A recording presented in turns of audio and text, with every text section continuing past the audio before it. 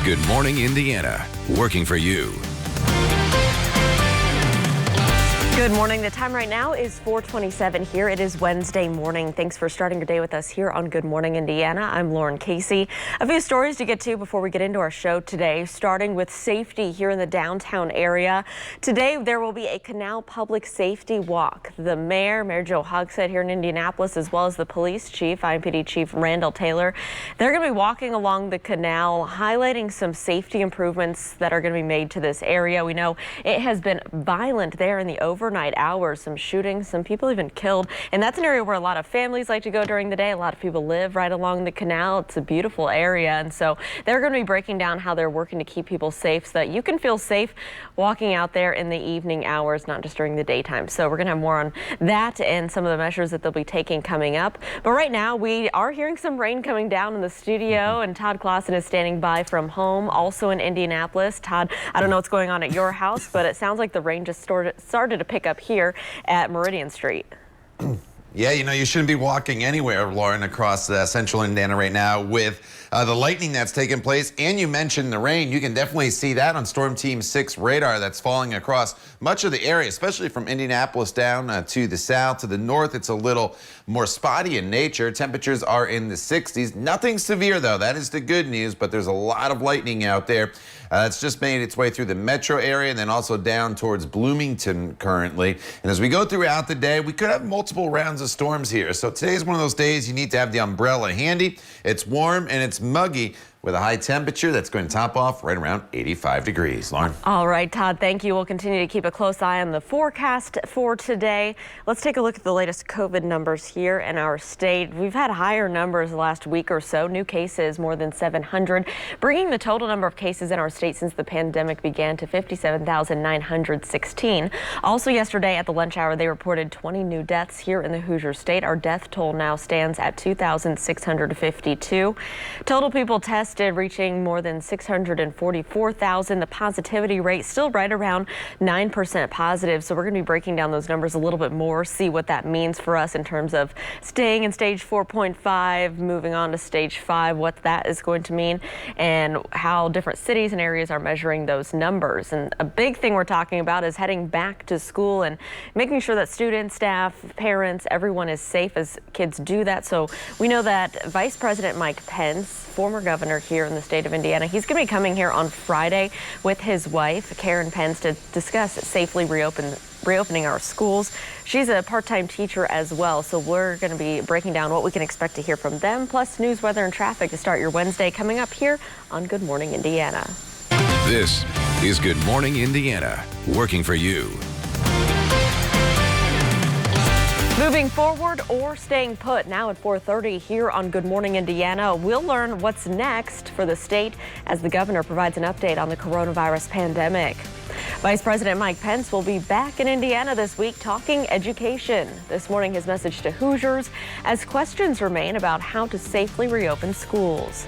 And 3 students at Purdue University test positive for COVID-19. Working for you, we're taking a look at the school's testing protocol and why campus doctors say their response plan is already working.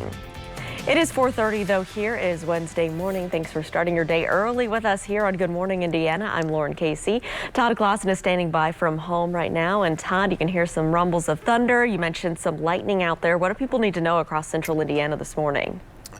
You know, the next wave of rain's coming through. We had that first wave yesterday that brought some severe weather during the afternoon hours. Then right before midnight, another wave of rain went through. And now the third one's moving through, Lauren. This one's non-severe, though, as of right now. It's just containing, as you mentioned, thunder and lightning and also some very heavy rainfall. So let's go over to live Storm Team 6 radar, and we'll come into the metro area. And you can see all the lightning strikes in and around Indy, some up near the Fishers area right now with that heavy cell that is making its way right along I-69 here in southern portions of Hamilton County. And then there's some heavy rainfall down towards Greenwood. We lose the lightning but keep the heavy rain from Greencastle to Spencer to Martinsville. And then as we slide down to the south, we pick up more lightning again, getting ready to head into the Bedford area. So it's going to be an active morning as this cell goes through. We'll talk about the rest of your Wednesday forecast coming up in just a few minutes, Lauren. All right, Todd, thank you so much. Let's take a look at the wet roads right now. This is something you'll run into for your morning commute, especially heading here. Maybe you're going into the downtown area from the south side. Here's a look at I-65 and Keystone Avenue, and you can see all the ponding there on the roads. So just use caution. This is an active construction zone where we have lane shifting in place. So just take it easy as you head through that spot. And let's take a look a little bit closer to our studios here. This is I-65 and I-70 at the North Split in downtown. Interstates there are wet as well. So just use caution no matter where you are around the metro area, and be aware that there's lightning out there this morning. And of course, we'll keep you updated. And let's take a look. We do have a live look at the North Split in a couple of weeks. You can say that the future of, you have a say rather in the future of the highway. INDOT will host a public hearing to discuss a project to rehab and improve the busy I-65, I-70 interchange. From the meeting on Monday, August 3rd, it's going to start at 4 o'clock and will be held at Ivy Tech Community College Culinary and Conference Center that's located on Meridian Street. Social distancing guidelines will be enforced and hand sanitizer will be provided. A virtual meeting will be held at 5 o'clock next Thursday, July 30th. You can find a link at northsplit.com. Want to go to the latest now on the COVID-19 pandemic in our state. Cases of the virus are up this morning. The State Department of Health is reporting 734 new cases of COVID-19. That's 76 more new cases than were reported on Monday. In total, 57,916 people here in the state of Indiana have been diagnosed with COVID-19. There are 20 new coronavirus deaths to report as well. That's 17 more than the previous day. So far, 2,652 Hoosiers have died from COVID-19. More than 644,000 people in Indiana have been tested for the virus. 9% of those tests are coming back positive. Today, Governor Eric Holcomb will give an update on the state of the pandemic here in Indiana in his weekly news conference. We took some questions to him during an unrelated event on Tuesday, asking him whether he plans to tighten restrictions, and here's what he had to say. I don't want to mislead anyone. I'm not going to take anything off the table. You mentioned California, New York, Florida, Texas, who are seeing these, surges. When it makes sense to move forward or to stand still or to roll back, we will.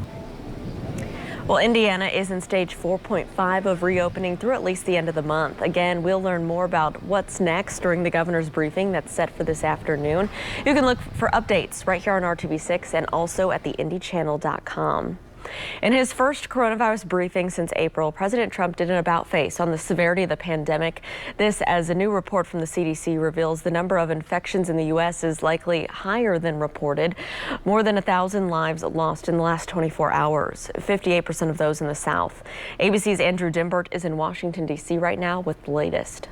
This morning, the latest numbers on coronavirus continue to show a steady surge. Hospitalizations are up in 40 states. The South looking like the Northeast back in April. In California, the number of confirmed cases is likely to surpass New York. And now an alarming new report from the CDC says the number of people infected in the first months of the pandemic could be 10 times higher than previously predicted. Dr. Anthony Fauci on CNN pushing for continued safety guidelines. Universal wearing of masks, close the bars, stay physically distant, wash your hands. The really fundamental things. It's not rocket science. Florida, another U.S. hotspot where hospitals are being pushed beyond capacity. Baptist Health in Miami has just one ICU bed left. Every day it's coming into more patients and they're very sick. Meanwhile, at the White House, in his first coronavirus briefing since April, President Trump, who has downplayed the virus for weeks, now acknowledging the severity of the pandemic. It will probably, unfortunately, get worse before it gets better. While his likely opponent in November, Joe Biden, hitting Trump hard. He's basically waved the white flag. He said, I'm not responsible. I don't have to do anything. Dr. Anthony Fauci says he was not invited to Trump's briefing and hasn't spoken to the president since last week. Fauci also brushed off the president's recent remarks when he called Fauci an alarmist. I consider myself more a realist than an alarmist. Now, all of this is taking place while the debate to reopen schools rages on. In Florida, some parents and teachers are suing the governor to keep campuses closed, while here in D.C., some of the school districts are joining others around the country in switching to all virtual learning. Andrew Dimbert, ABC News, Washington. On Friday, Vice President Mike Pence will be back here in the Hoosier State. He and Second Lady Karen Pence will visit Marian University to discuss safely reopening schools. During a visit to South Carolina yesterday, Pence said to open America up again, we need to open up our schools. He went on to say that the risk to children of getting COVID-19 is low, while there are, quote, real costs to students not being back in the classroom. The Second Lady, who's a part-time art teacher, indicated that she's returning to the classroom in the fall. But rather than teaching in her own classroom, she will be moving with a cart from room to room in order to keep kids safer. New this morning, 3 Purdue students are in isolation after testing positive for COVID-19. More than 500 students are currently on campus for the university's early start and summer start programs. They were required to take COVID-19 saliva tests during check-in. The university says none of the students who tested positive were showing symptoms. Once the results came back, the students were immediately relocated to the university's Protect Purdue Health Center. Dr. Esteban Ramirez, the center's chief medical officer, says the university's COVID-19 response plan is working. I think it's very promising. And no one thinks that we're going to keep the campus infection-free. But what we do know is we can manage it as best as possible. And if we can lessen the amount of exposure and infection, that's the way to manage something like this. Purdue will continue a similar testing program for students who are heading to campus this fall. They'll receive a test kit in the mail and samples will be sent to Rutgers Biologics Lab. Students in the university will receive results within 48 to 72 hours. But university doctors are encouraging students to take the test 2 to 3 weeks before coming to campus. This morning, another big event falls victim to the coronavirus. The state's largest black tie fundraiser, Zubilation, it's been canceled this year. Organizers announced that decision on Tuesday, saying in the interest of health and safety of the community, they made the difficult decision to cancel this year's event. It was originally scheduled for June, but in April it was pushed back to August. This year's event was estimated to bring in $2.5 million. If you're interested in donating your ticket cost or getting a refund, you should go to the Zub's website. Zubilation 2021 is set for June 11th. Indiana State House Democrats are asking Governor Holcomb to bring lawmakers back to the Capitol next month. Straight ahead, why they're calling for a special session and how the governor is responding. And Minnesota lawmakers just passed a sweeping police reform bill as officers charged in George Floyd's death head back to the courtroom. Up next, the latest on the case and the new requirements for the officers in the state. Todd. And Lauren, the showers and storms continue to make their way eastward across central Indiana, with the front edge of this cluster of storms being the strongest. Some lightning from Noblesville to Greenfield now down towards Columbus. We'll talk about not only these storms, but some additional ones that could head our way later on this afternoon coming up when Good Morning Indiana continues. The time now is 4:39. We'll see you in just a couple minutes.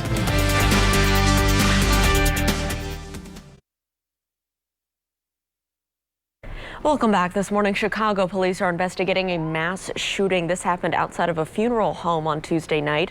Police say that people inside of a black car began firing at attendees of a funeral and that people at the funeral returned the gunfire. At least 14 people were injured. One person of interest is being interviewed by police. Mayor Lori Lightfoot took to Twitter just hours ago, firing off a series of tweets condemning the violence and asking anyone with any information to please come forward. The shooting comes as the Department of Homeland Security is planning to deploy dozens of federal agents to Chicago to deal with an uptick in violent crime in the city. Out in Colorado, the city of Aurora is launching an investigation into the death of Elijah McClain. The 23-year-old was stopped by officers last August when he was walking home after they received a call about a suspicious person. He was placed in a chokehold by officers and injected with ketamine by medics and died days later. 3 independent consultants will conduct the investigation into this incident. They will look at the timeline of the events, a review of use of force, police contact, and ketamine policies. Colorado's Attorney General is conducting a separate investigation, and federal officials are weighing a possible civil rights probe. And in Minnesota, the former 4 police officers accused of killing George Floyd appeared in court on Tuesday. Derek Chauvin, J. Alexander King, Thomas Lane, and Tuto went before a judge for a motion hearing. Chauvin appeared via video conference while the other 3 were inside the courtroom. The judge lifted a gag order against the defendants and attorneys in that case. He will rule on other motions related to the trial in the coming days. Hours before the hearing, the Minnesota State House passed a police reform bill, and it includes a ban on chokeholds, more training on crisis intervention, and cultural bias. There's also a provision to incentivize police officers to live in the communities where they work. Officers will also now have a duty to intervene and see if a fellow officer is doing something illegal. At 4:44, a petition calling for justice for Breonna Taylor has hit 10 million signatures on change.org. It's now the second largest petition in the website's history after one seeking justice for George Floyd. Taylor was shot and killed by Louisville officers back in March who were serving a no-knock drug warrant. The petition seeks charges against the officers involved, damages for Taylor's family, and a federal no-knock warrant ban. Lorelei Hoje, a law student in New York City who's never been to Kentucky, is behind the petition. She says she wanted to make a difference. I think people absolutely can make a difference. I mean, I think that when you're an individual, it doesn't feel like much, but once all of our voices come together, the impact that can be made is huge. I know that I definitely intend to continue until there is some sort of justice and accountability for Breonna. Lorelei also helped to launch a new advocacy tool called callforbreonna.com. The website allows anyone anywhere to quickly call Kentucky lawmakers, the governor, and the attorney general. Now back here at home, our Call 6 Investigates team confirms the city request of federal oversight in the Drejjon Reed case is not expected to kick in, if at all, until a special prosecutor concludes her investigation and a 3-person panel releases its findings by December. Lawyers representing Drejjon Reed's family have called on the Department of Justice to have the FBI investigate this case. Reed was shot and killed by an IMPD officer, Drejjon Mercer, back in May after a vehicle and foot chase. IMPD claims that Reed fired a weapon at Officer Mercer, who then exchanged gunfire, fatally wounding Reed. The weapon was found lying next to Reed's body after the shooting. Attorneys for Reed's family say surveillance video we shared last month is evidence Reed was not holding a gun at the time. Video shows Reed running from the car with what appears to be a white t-shirt in one hand and 2 cell phones in the other hand. The law office of Fatima Johnson, the Reed family attorney, released a statement on Tuesday criticizing Indianapolis Mayor Joe Hogsett. Here's a small portion of that letter. It says, quote, "Accordingly, it came as no surprise to hear that the Department of Justice is not involved in this case at all," end quote. And you can read the full statement in this story on our website. Just go to theindychannel.com. We have reached out to the mayor's office for a response, but we have not yet heard back. State House Democrats here are asking Governor Holcomb to call a special session to address issues they say cannot wait until lawmakers return to session in January, issues regarding racial justice and the COVID-19 pandemic. They want the governor to bring lawmakers back in next month. The Democratic caucuses in both the House and the Senate and the Indiana Black Legislative Caucus outlined their agenda Tuesday morning. They're calling for a ban on chokeholds, racial profiling, and no-knock warrants. They also want no excuse absentee voting for the November election due to the pandemic.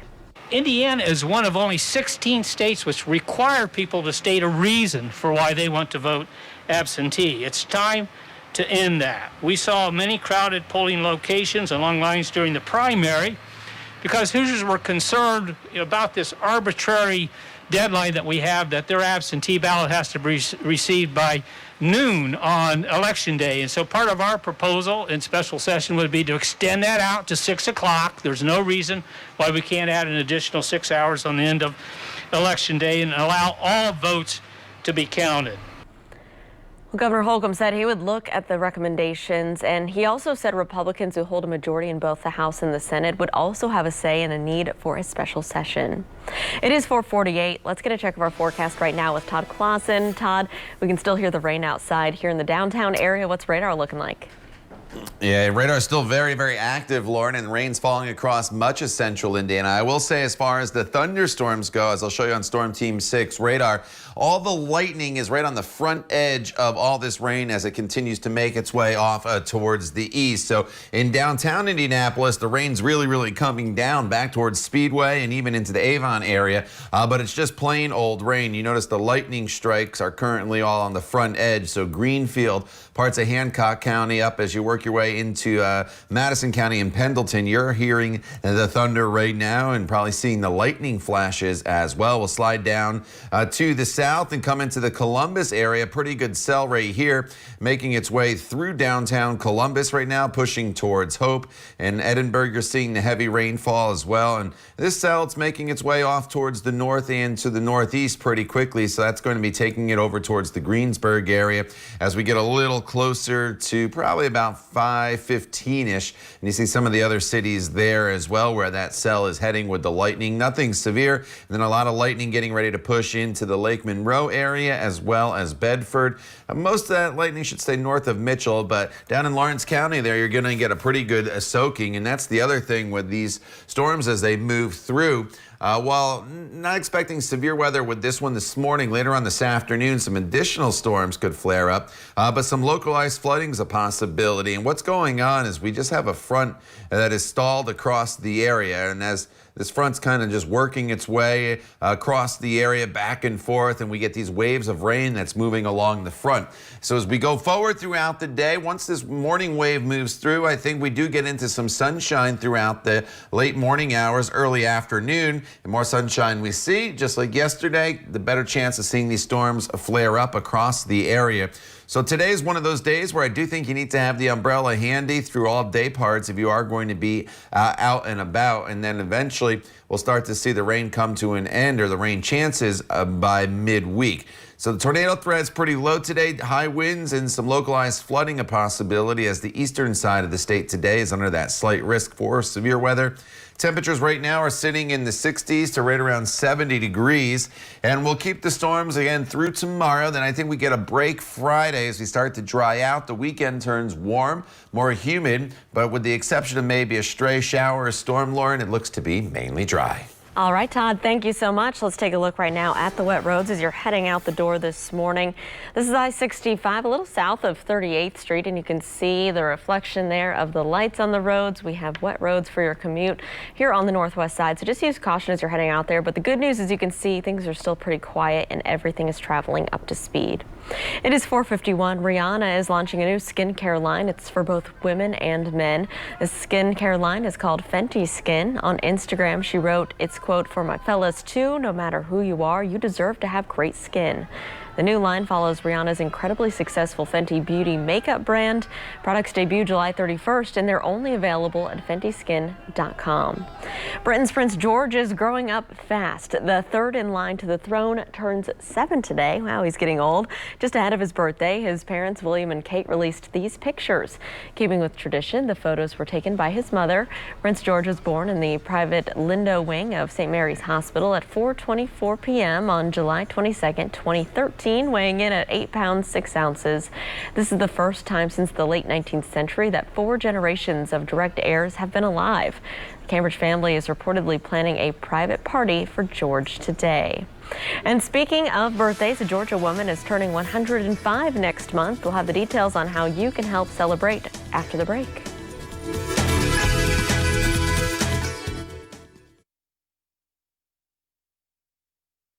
Welcome back. A Georgia family wants your help to make their matriarch's birthday extra special. Helen Mangum turns 105 next month. Her family was planning a big party with more than 100 guests, but the coronavirus pandemic obviously put a stop to that. Instead, they'll have a small get-together with just her immediate family. But since she loves receiving mail, her family is asking people to send her birthday cards. Her granddaughter, Pam Vickers, is collecting them, and she will bring them to the party. So if you'd like to send her a card, you can mail it it to the address on your screen. That is 257 Wally Road, W-A-L-L-I-E Road, Helena, Georgia, 30258. Attention, Pam Vickers. And in case you're wondering, Helen says the key to a long life is trusting God and living by the Bible. Great advice. The longevity actually runs in her family. Helen has 3 sisters who are 94, 101, and 103 years old. Todd, I don't know what they have in their genes, but I want to be a part of that family. They sound like pretty healthy ladies, so that is awesome. Right. I always love to hear what their key to long life is. It's usually pretty funny. Right. I mean, I'll just take a little piece of the jeans. Right? Yeah. Wow, geez. Congratulations to them. They look absolutely terrific. All right, this morning we're dealing with some rain making its way through central Indiana. Some thunderstorms as well. Nothing severe. The strongest storm that we have out there just went through Columbus, pushing towards Greensburg here this morning with some heavy rain and some lightning. We'll keep the umbrella needed in the forecast for the day today, as after this rain goes through, some additional storms will fire up this afternoon. We'll talk all about that coming up when Good Morning Indiana continues right here on RTV6.